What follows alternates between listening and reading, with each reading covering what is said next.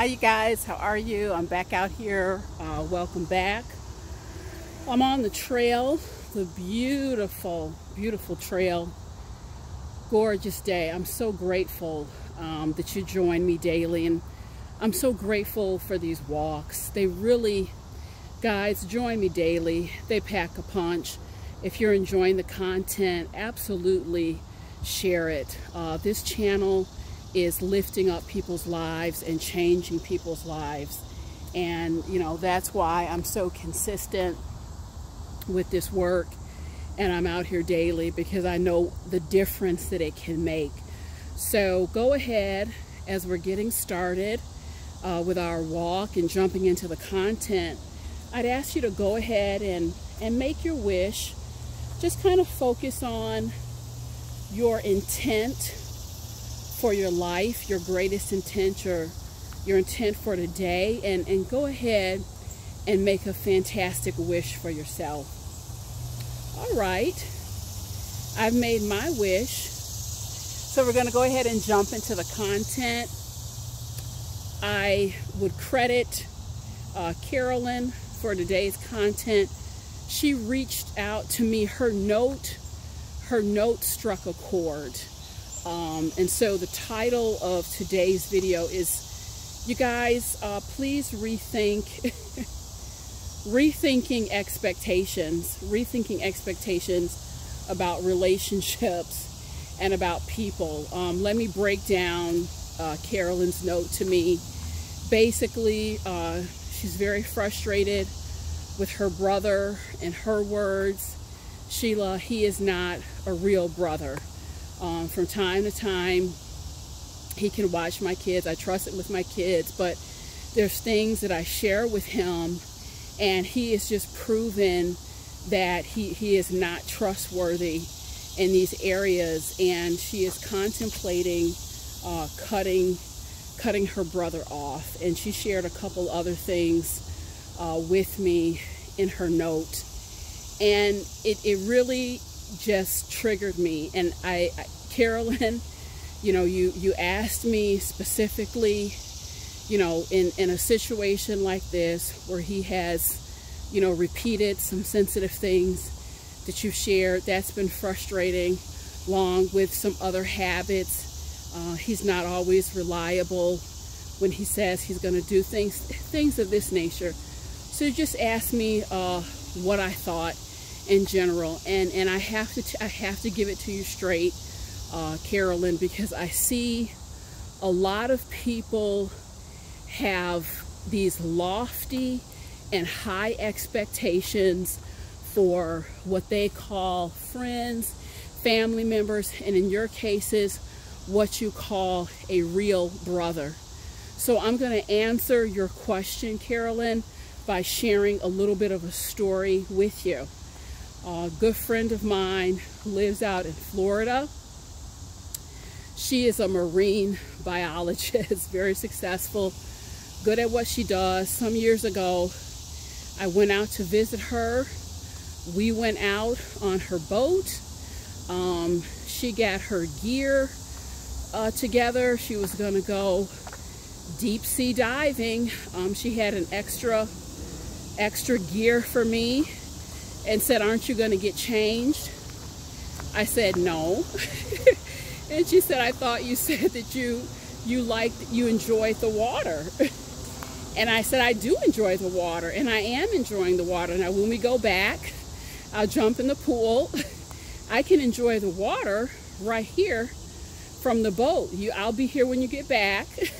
Here we are in the middle of the ocean. This is really not my thing. So she kind of chuckled, and she went for her exploration, her dive, and I was perfectly happy to sip on a cool beverage on that boat. No problem. I was no worse for the wear. And I share this story with you, Carolyn, to illustrate you do not have to go into the deep waters. You don't have to go into the deep waters with people to enjoy, if you catch my drift. You know, you said in your note that your brother You know, he watches your kids sometimes. He makes you laugh. He's funny. You can have a good time. Carolyn, why is that not enough? You use the word real brother. I mean, perhaps that's the problem. Perhaps your definition is so lofty that he's not able to meet that expectation. You know, a real brother, depending on your definition, he could certainly fit the description. He is offering you certain gifts. The gift of laughter, he's good with your children. He's wonderful in that area. Carolyn, that's valuable. My question for you, and it's a point blank question, you know, love you dearly. I'm so glad you're supporting the channel, but I have to keep it real. Why do you keep putting him in a position where he needs to be trustworthy? Why do you keep putting him in a position where you're trusting him with sensitive information, things going on in your life? You know that he can't hold water. You know that he is going to repeat it to people. Why do you feel the need to have him meet that requirement when he's demonstrated to you very well over the years that's not who he is? Why can't it simply be enough to just enjoy him? Just simply enjoy him as he is and what he's offering to you. And as they say, you don't need to throw out the baby with the bathwater. You know, we do that so much. We do that so much in relationships, guys. And I'm convinced that many family relationships would be restored, marriages would be restored, friendships would be restored if we just didn't set these unrealistic expectations and allow people to join us with the gifts they're able to give. I'm not telling you anything goes. If you've watched my channel, you know I talk about the importance of setting boundaries, the importance of being treated kind and having those standards. But that's not what we're talking about here. We're talking about just unrealistic, scripted expectations, guys. And they can't get you anywhere. They really can't. Another friend of mine, to share a little story with you. Tragically, his first wife passed away some years ago, and he got remarried. Lovely lady, but she is very, very different in almost every level. She's so different from his first wife, and we're recently having a conversation, and I asked him, I said, you know, did you ever think, you know, she's amazing, she's lovely, but they're just so different? And he said, you know, Sheila, if I sat here and I was comparing both of them, I would not have such a beautiful and happy marriage.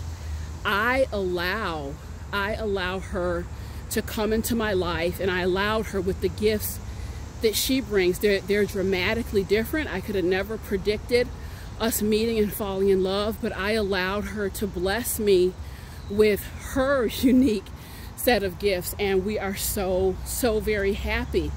So you guys, it's more to my point. You know, no matter how much you like and enjoy apples, a pear will never be an apple. But a pear is delicious and satisfying if you allow it to be, guys.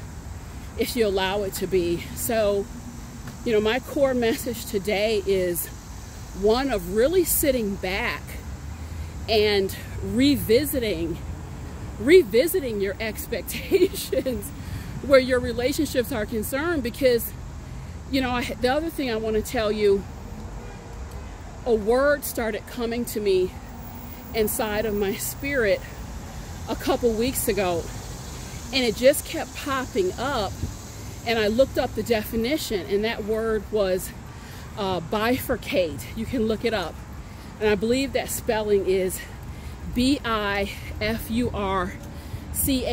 And I said, what? I thought I knew the definition, but I wanted to be sure. And you guys, the meaning of that word is to divide, to split into two parts.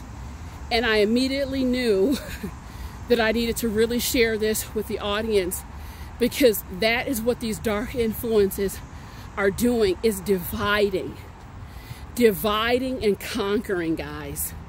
There are people listening to this video now. You're in isolation. You have a perfectly good family member that you could reconnect with. That relationship has been divided due to just unrealistic, unreasonable expectations. I'm not talking about when people have degraded you or abused. I'm talking about just decent people, some differing of opinions. Things could certainly be worked out if cooler heads prevail and God gets in the mix. There are people who are sitting in isolation, grudges, holding grudges, holding people to standards where you could be out right now at a restaurant, enjoying yourself, kicking your heels up, planning a vacation. So I'm telling you guys, I really want everyone to kind of review the lay of the land. And if you've been the victim of kind of this divide and conquer energy that is going on, I'm going to tell you, there is nothing that the hand of God cannot come in and correct and unify, folks. Because a lot of this, we get attacked in our spirits, we get attacked in our minds, start thinking things about people and circumstances that it's not true. It's not true. And then you look up and it's like, what? How did I get in this situation? I'm sitting here in isolation because divide and conquer, unrealistic expectations, seeds being planted in your head about what folks should do for you and what they should be. And oftentimes you don't know if they're being compromised. They're literally giving you the best they have, and that's not good enough. So again, it takes some inner reflective work, but I'm really challenging everyone. Think about it. I have a friend, just be point blank, there's some friends 4 or 5 times a year, get together, go out to eat, hang, it's fun. It's one particular person.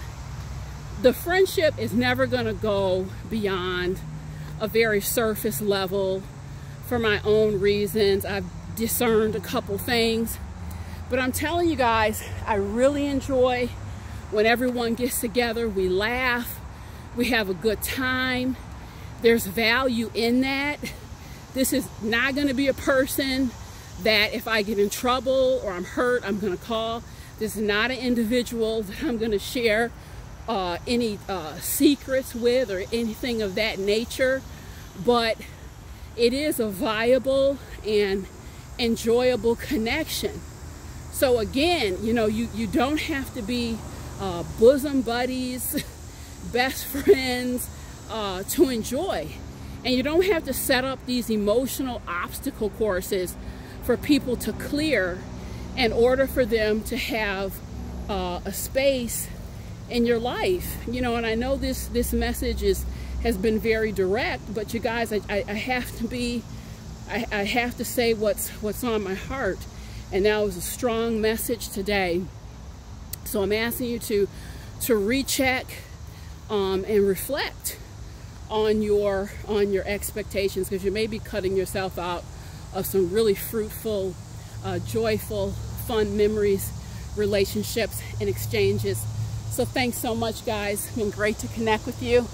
I'll see you soon, continuing my walk.